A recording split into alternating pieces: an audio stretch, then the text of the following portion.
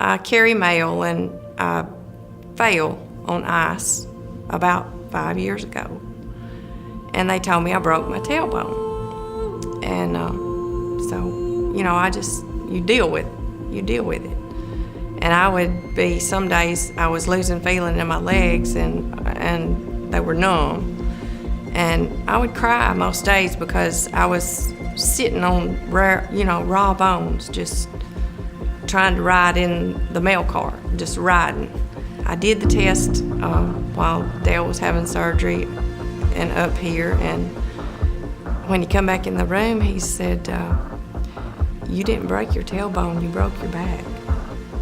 And he said, your spinal column is pushed forward 3/4 of an inch. And he said, you're gonna have to get it fixed.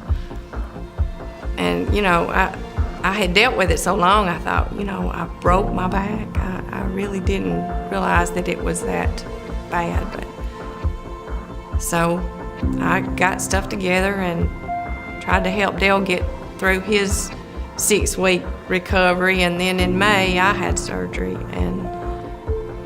But talking to Dr. McCord, there's one thing that I have to say, that people with degenerative disc disease that are told that nothing can be done for a degenerative disc, that's a lie, because we both, my husband and myself, had degenerative disc.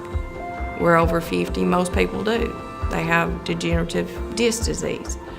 When you can replace that tissue and take the pain away, instead of, a lot of these doctors will trim a disc, and as Dr. McCord says, they're just they're patching a tire, is getting ready for the next blowout, the next time it's gonna go bad. He fixed us up, and we've sent, I don't know how many people we've sent up here, but once you talk to Dr. McCord, it is,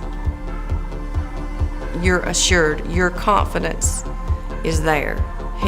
When he talks to you, you know that he has the ability to be able to help.